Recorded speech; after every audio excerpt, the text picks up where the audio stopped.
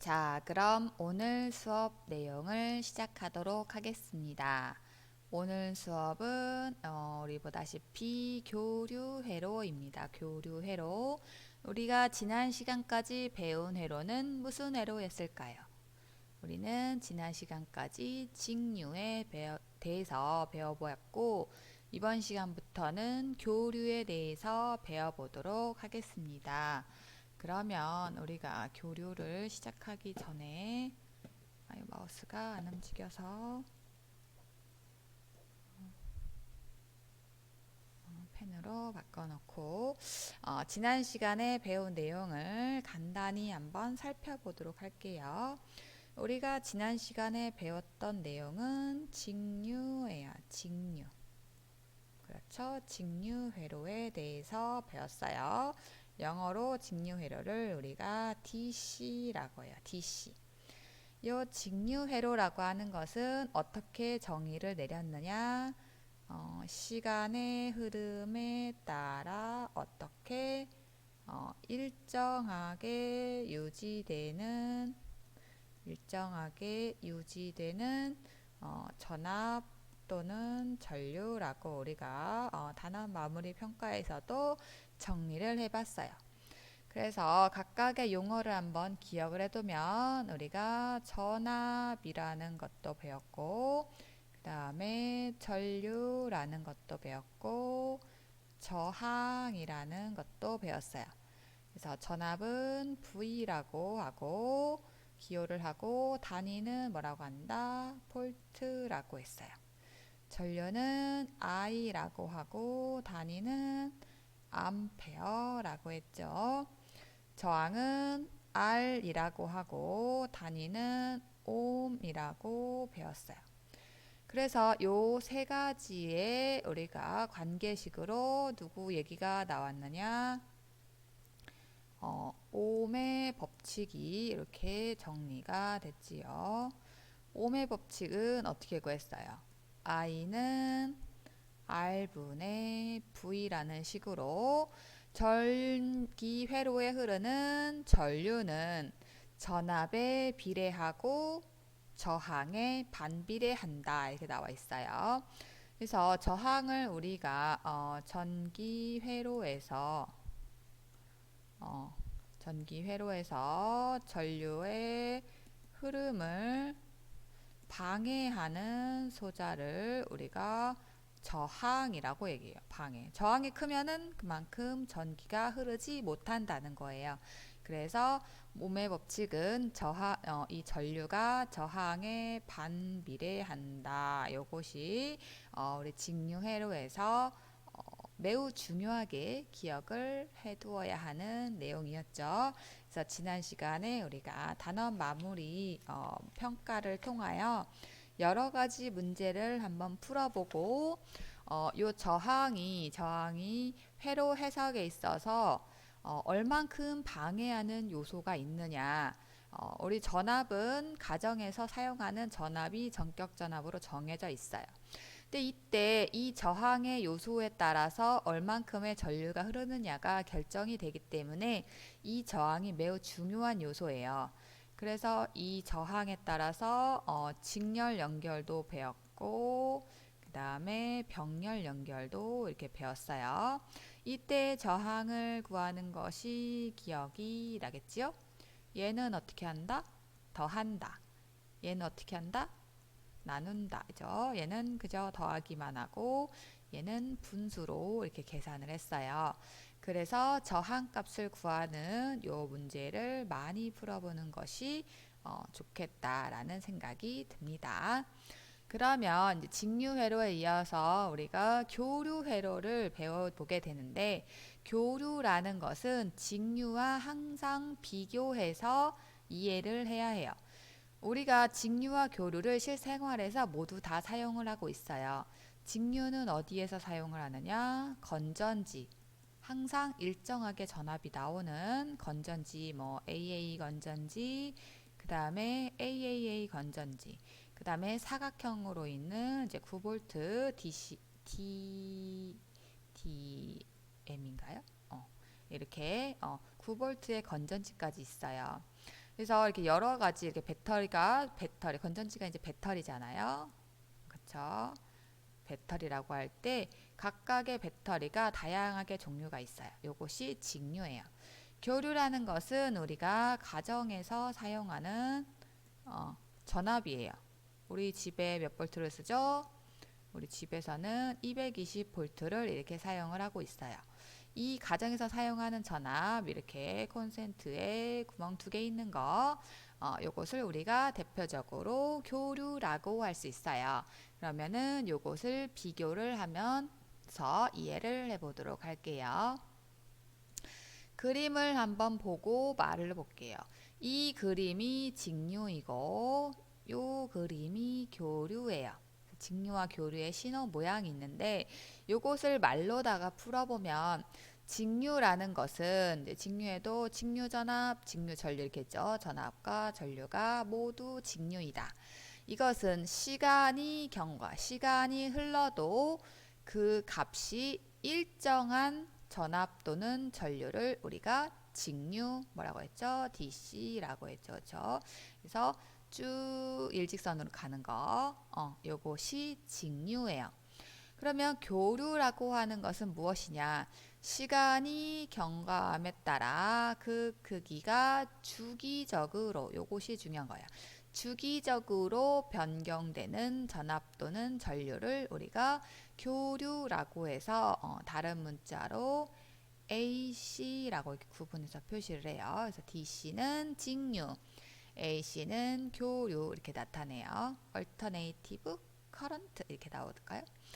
그래서 AC에서 교류라고 얘기를 해요.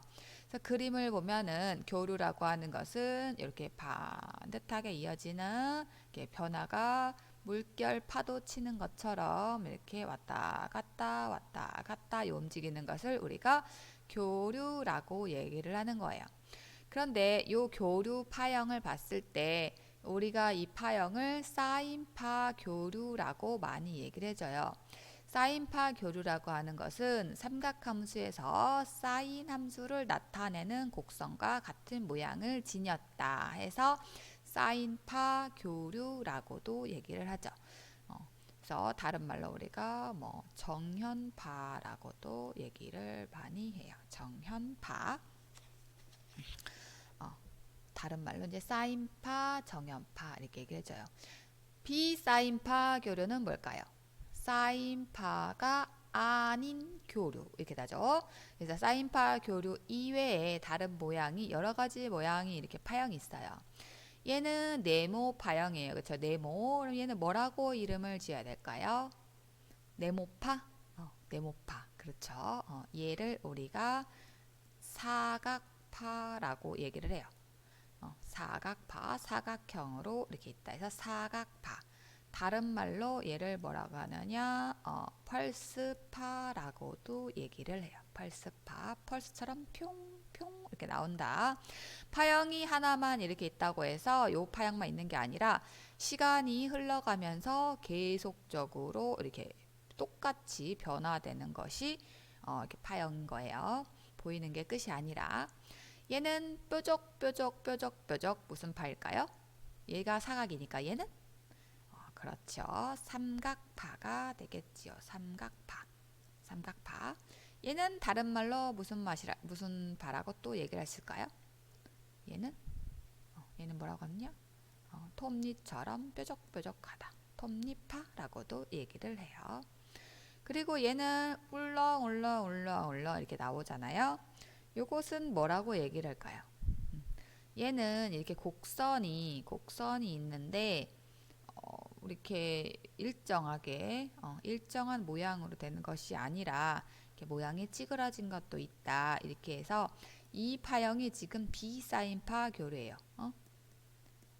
비사인파. 그쵸? 비사인파 교류라고 해서 이 비사인파 교류도 파형을 나눠서 세분화해 보면은 여러 주기를 가진 여러 가지 파형이 복합적으로 엉켜서 이렇게 비사인파를 이룰 수가 있어요. 그래서 사인파가 여러 개가 섞인 거예요, 한 번에. 동시에. 그래서 요 파형으로다가 나올 수가 있어요.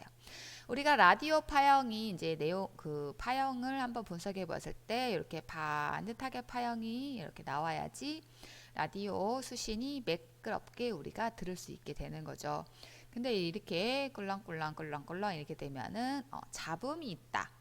이렇게 얘기가 있어서 잡음을 제거하고 나면은 예쁜 파형이 나올 수가 있겠지요. 그래서 교류에 대한 내용을 간단하게 한번 알아봤어요. 우리가 가장 많이 사용하는 것은 요 정연파, 사인파하고 요 펄스파. 우리가 신호 기계를 사용할 때 사각파를 사용을 할 때가 있어요. 그래서 가장 많이 사용하는 것은 요 사인파와 사각파 이렇게 많이 사용을 해요. 삼각파는 가끔씩 주어지게 되는 문제가 있긴 한데 그렇게 많은 경우가 사용이 되지 않으니까 이렇게 두 개의 이름은 꼭 기억을 해주는 게 좋겠어요. 그런데 우리가 이제 사인 함수 이렇게 나와 있어요. 그러면은 우리가 수학 시간에 배운 내용이 있어요. 무엇이 있을까? 삼각함수라는 게 있어요. 삼각함수. 이게 중학교 3학년 과정에 있다고 얘기를 들었어요. 중3 수학에서. 삼각함수의 종류에는 세 가지가 있는데 무엇이 있을까요? 첫 번째는 사인, 두 번째는 코사인, 세 번째는 그렇죠. 탄젠트가 있어요. 이게 사인, 코사인, 탄젠트. 이것을 우리가 무엇으로 했냐? 피타고라스 삼각형, 이렇게 직각 삼각형에서 각도가 있을 때 우리가 빗변, 높이, 빗변 있을 때 사인, 코사인, 탄젠트의 요 함수를 배웠어요. 그죠? 사인에서 S, 코사인에서 이렇게 탄젠트 이렇게 기억이 날까요? 요것은 우리가 다음에 다시 요 각도가 얘기가 나오고 다음 시간에 우리가 각도 바꾸는 방법, 각도를 표현하는 방법에 대해서 얘기를 할 때 다시 한번 다룰 수 있도록 할 거예요.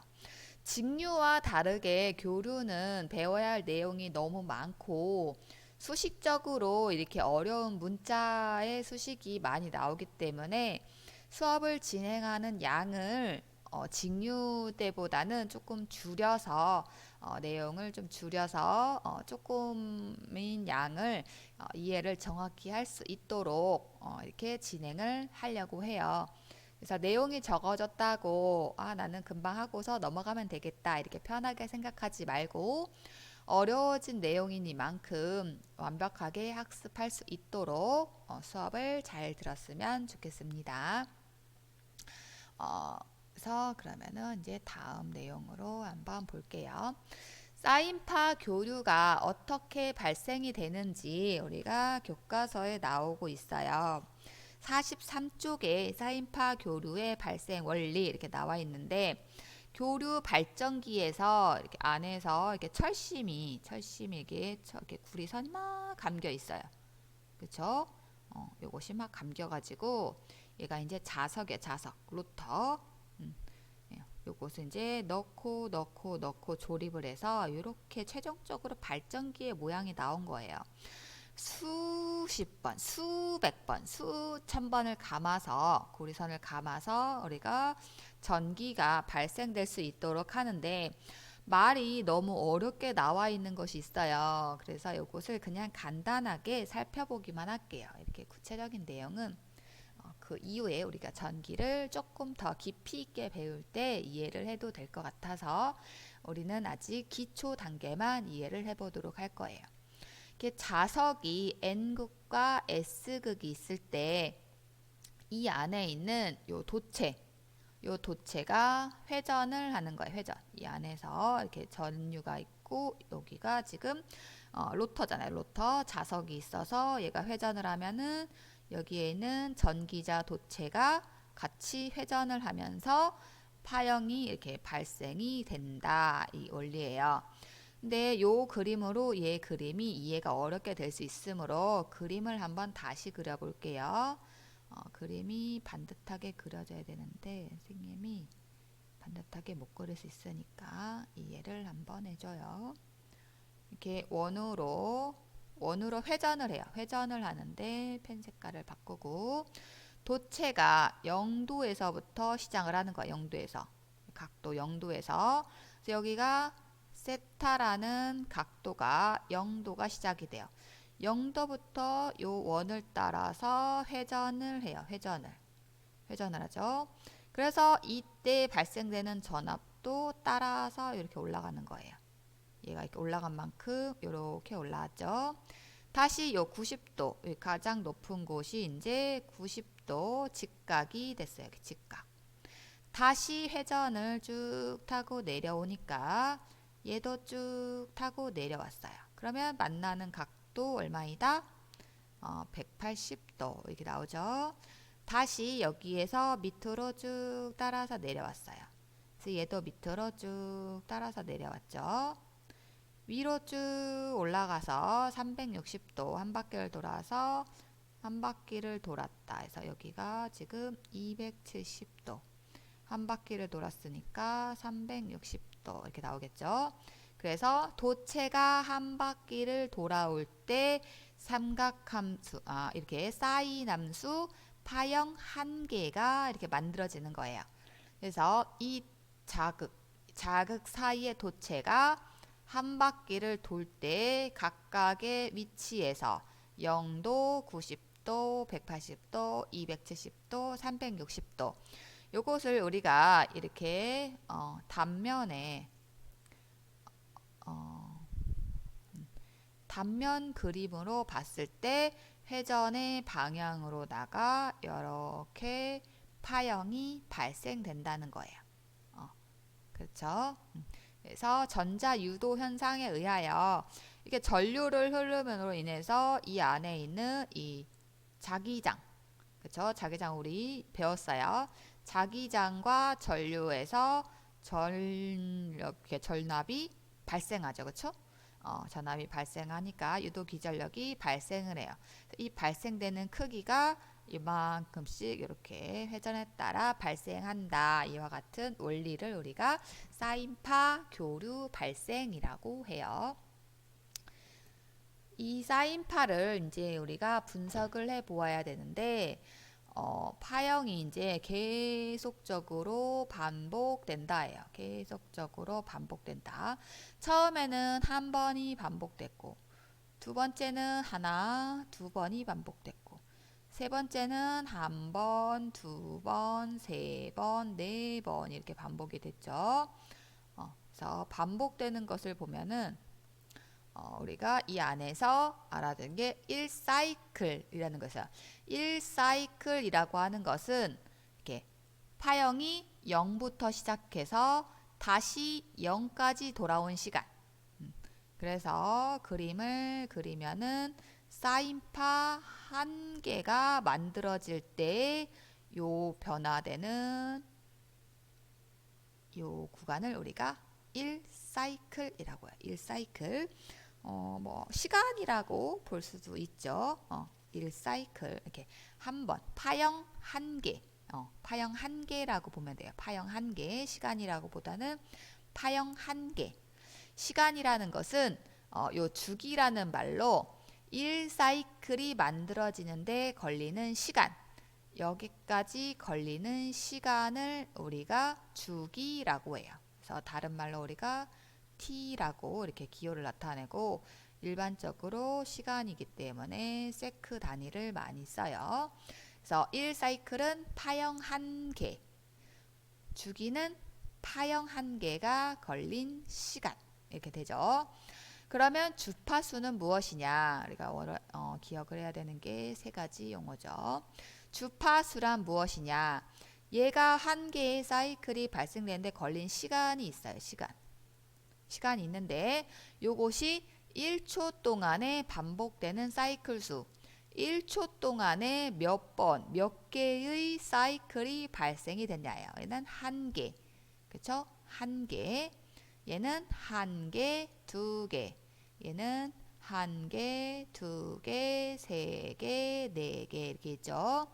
그래서 1초 동안 한 개의 사이클 신호가 만들어졌다면 1Hz, 4개, 이 그림처럼 2개의 파형이 사이클이 만들어졌다 하면은 2Hz. 여기는 하나, 둘, 세 개 됐으니까 4개 됐으니까 4Hz 이렇게 나오겠죠. 우리나라에서 라디오 이렇게 주파수 신호 만들어지는 것을 보면은 우리나라 상용 주파수는 60Hz예요. 그러면 1초에 파형이 몇 개 만들어진다? 60개가 만들어진다. 60번. 1초에 띵띵띵띵띵띵띵띵 해서 60개가 있다 해요. 그래서 주파수의 기호는 F로 표기를 하고 F, 그리고 단위는 헤르츠라고 이렇게 HZ 이렇게 표시를 많이 해줘요. 연속적으로 파형은 끊이지 않고 계속 발생이 돼요. 계속. 그래서 한 개의 요 파형, 요 모양이 우리가 사이클, 한 사이클에 걸린 시간이 주기, 여기까지 1초 걸렸다 하면은 파형이 1개, 2개, 3개, 4개, 5개, 6개, 7개, 8개 있으니까 얼마가 된다? 8Hz 이렇게 되겠죠. 이해가 되나요? 요 개념을 잘 이해를 하고 같이 예제를 풀어보도록 할게요. 옆에 아래 그림인데 옆에 나와 있어요. 그림에서 교류 파형에서 주기는 얼마이냐 이렇게 나와 있어요. 주기는 뭐라고 했어요? 주기는 한 개의 사이클이 걸린 시간이에요. 시간. 이것이 주기 t가 되죠. 근데 여기 그림에서 1초가 여기부터 여기까지예요. 그럼 1초 동안에 발생한 사이클의 수는 몇 번일까요? 한 번, 두 번, 세 번, 네 번이에요. 네 번. 사이클 수가 4개. 그러면은 사이클 수가 4개일 때 우리가 1초가 걸렸어요. 그러면 사이클 수 1개일 때 걸린 시간은 얼마일까요? 4로 나눠주니까 4분의 1초, 소수점으로 0.25초 이렇게 나오죠. 이해가 되나요? 그래서 한 개의 사이클에 걸린 시간이 주기라는 것을 기억을 해주고, 요것을 우리가 풀이를 보면은 얘를 미리세크로 환산을 해줬네요. 미리세크는 3칸 가니까 250 미리세크 이렇게 나오게 되죠. 어떻게 우리 이번 시간에 배운 요 어디를 봐야 될까? 요 내용이 교류 회로에 있어서 가장 기본적으로 꼭 알아두어야 할 용어들이에요. 1사이클, 주기, 주파수. 각자 이것이 무엇을 뜻하는지를 다시 한번 생각해 보면서 이번 시간 수업을 마치도록 하겠습니다. 과제는 이 내용을 다시 한번 정리해 보는 과제 내용이므로 각자 간단하게 수행해 보도록 하겠습니다.